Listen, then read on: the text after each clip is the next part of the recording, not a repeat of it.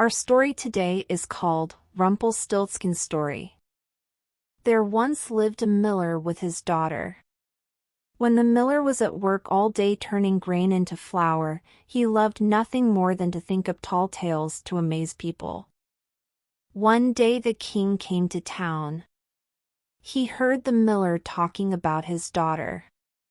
The miller was saying that his daughter was the most amazing girl in their village, if not in all the land. "You there," said the king. "What is so amazing about your daughter?" The father bowed. He said, "Your Majesty, my daughter is so clever that she can spin straw into gold." "Spin straw into gold?" said the king. "That is amazing! She must come to my palace. I will put her to the test." "But I mean," said the miller.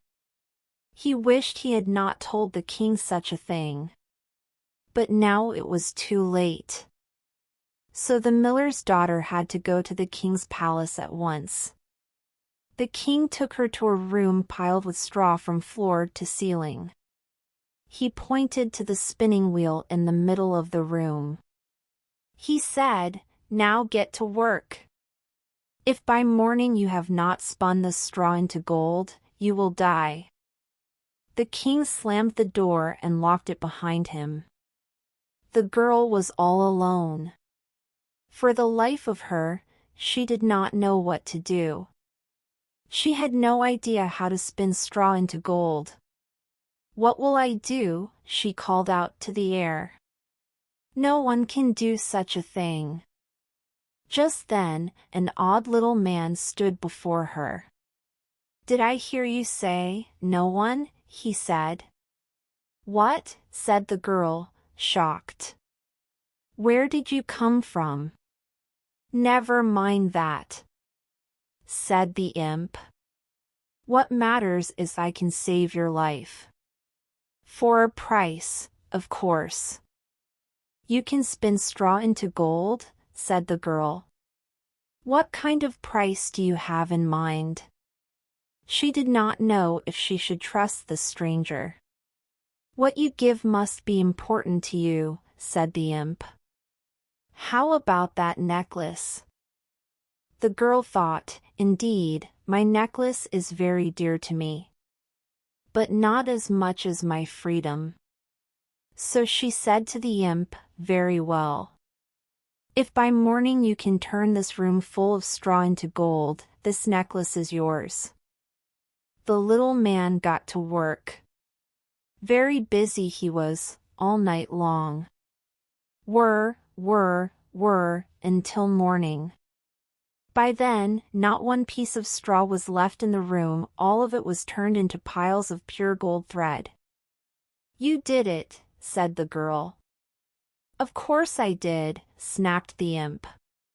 "Now hand over that necklace." "A deal is a deal," said the girl.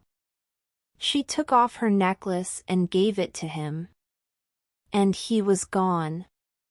When the king stepped into the room, he was very glad. "Look at that," he said, running the gold thread through his fingers. "Pure gold." "Yes," said the girl. "Now, if you please, sir. I'd like to go home now." "Not so fast," said the king. "I will have my servants bring new straw to fill up a room larger than this one. You will stay there tonight. Beware, by morning all the straw must be spun into gold. If you care about your life." "Look at that," he said, running the gold thread through his fingers. "Pure gold." "But I already," said the girl. "No buts about it," said the king. And he left, slamming the door behind him. It locked with a click. "Oh," the girl called out. "I was lucky last night. It will not happen again." "Who says?" said a voice. The girl turned. There before her was that odd little man again. "I will do this job for you," said the imp, "but you must give me that ring on your finger." "I always loved that ring," thought the girl.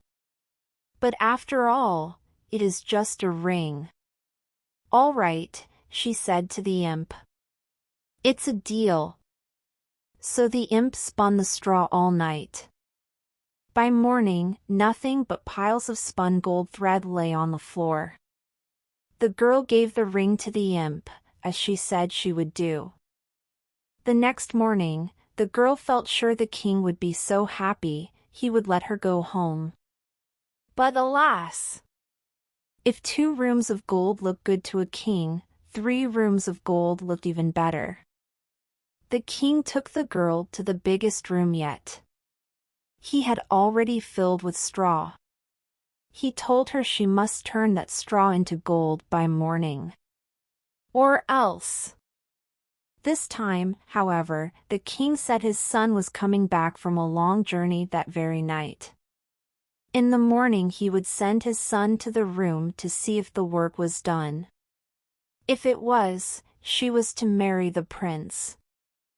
The king thought, even if she is a miller's daughter, I could not find a better wife for my son. But he told the girl in a loud booming voice, if she could not do the task, she would marry no one at all, for she would die. He told her she must turn that straw into gold by morning. Or else. When the king left, the girl fell into a deep gloom. How long would this go on? Would she ever get out? When she lifted her head, there was that little man again. "I bet you knew I would come back," he said. "I could not know for sure," said the girl. "But this time I no longer have anything to give you. I cannot pay you anymore." "We will find a good price," said the imp. And he went to work, spinning the straw into gold. "Stop," said the girl. "Please. I have nothing left to pay you." But the imp did not stop. He worked all night long. Though the girl waved at him and begged him to stop hour after hour, it was no use. By morning, the job was done. "There," said the imp. "All done. Now I will tell you my price." "That's not fair," said the girl. "Lots of things are not fair," said the imp with a shrug. "Very well," she sighed. "What is your price?" "Oh, nothing right now," he said. "But later. If you become queen, I will take your firstborn child." "What?" said the girl in fear. "I cannot imagine I would ever be queen. But even if I were, I would never agree to such a thing." "There," said the imp. "All done. Now I will tell you my price." "Oh, but you already have. The straw is spun into gold." "And so the deal is made," said the imp. And he was gone. A moment later, a young man stepped into the room. "Miss, are you all right?" said the prince. "I know how hard my father can be." "True that," she said, and they smiled. This young man seemed very different from his father. "When I am king," he said, "I will not rule as he does."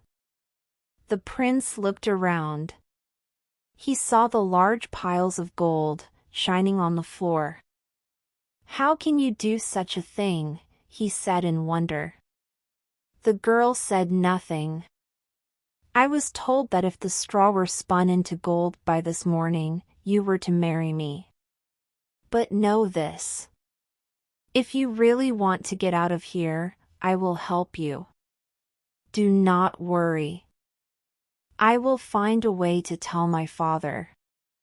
This young man was very different. The girl wanted to get to know him better. The two stayed in the room and talked about all sorts of things. Before long, they had fallen in love. Then he asked her to marry him. And the girl said yes. So the two were married. It was not long after the wedding when the terrible old king died. The prince became king and the miller's daughter became queen. In time, the new queen had a baby of her own, a son. Joy filled the palace. Until one day, when the queen was alone in her room. All of a sudden, the imp stood before her. "Give me what you promised," said the imp, pointing at the baby. "Now." "I never promised it," said the queen.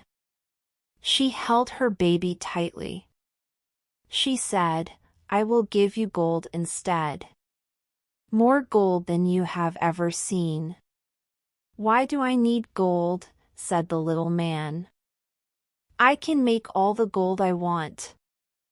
"Then, I will give you a castle," said the queen. "I come and go where I want," said the imp. "What do I want with a castle?" "Then, I will give you servants to take care of you," said the queen. "No one takes care of me," said the imp. "No one even knows who I am." "I will find out who you are," said the queen. "Oh, really?" said the imp. For he knew that no one on earth knew his true name. "Very well," he said. "I will give you 3 days. After 3 days, if you cannot tell me my true name, the baby is mine. But if you guess my name, you can keep that baby for all I care. And no one must know about this. If you say but one word of this to anyone, the baby will be gone forever." 3 days is a long time to come up with a lot of names, thought the queen. And so she agreed. The next day, the queen wrote a very long list of every name she could think of. That night, in the baby's bedroom, the imp appeared before her. "Well," he said in a loud voice. The queen read the whole list of names, one by one. "Could your name be Nathan?" she said. "Lucas? Jacob? Hugo? Felix? Oliver?" As you can imagine, many other names, too. "Not even close," laughed the imp. "See you tomorrow night." And he was gone. The next day, the queen looked through every book in the royal library. She found names from faraway places. Names she had never heard of. That night when the imp appeared, the queen read her list. "Perhaps your name is Maximilian," she said. "No? How about Gunnar? Alfonso? Poindexter? And many more." "This is boring," said the imp. "But I will not be bored tomorrow night. The 3rd night is when that baby is mine." He laughed again, and was gone. That night when the imp appeared, the queen read her list. The 3rd day, the queen did not know what to do. She wished she could tell her husband her woes, but she dare not. She walked to one side of the room, then back again. Back and forth, over and over. "This does not help a thing," she said. She put on her royal cape and hood, and walked outside the castle. "If I have peace and quiet, maybe I will think of something," she thought. The queen went into the woods. She followed a brook to a big lake, and went past the lake to the deep forest hidden in the darkness. All of a sudden, the queen saw the light of a fire far away. And there was a voice that was hard to make out. There was something about that voice, too, but what? She stepped closer. At last, there in front of a fire, danced a little man. It was he, the very same imp. Very quietly, the queen listened. As the little man danced, he sang, "Tonight, tonight, my plans I make. Tomorrow, tomorrow, the baby I take. The queen will never win the game. For Rumpelstiltskin is my name." "Rumpelstiltskin," said the queen. That night when Rumpelstiltskin appeared, the queen went through more names. "Is your name Yusuf? Bobuk? How about Solomon?" "No, 1,000 times, no," said the imp. "You are wasting my time. I will give you one last guess." "Then that is the end." "Well, I am sure this is not right. But could your name be Rumpelstiltskin?" "Rumpelstiltskin?" yelled the imp. "How could you know?" He was so mad that he stamped his feet. He stamped them so hard that a very big hole opened in the ground, and he fell right down into it. And Rumpelstiltskin was never seen again.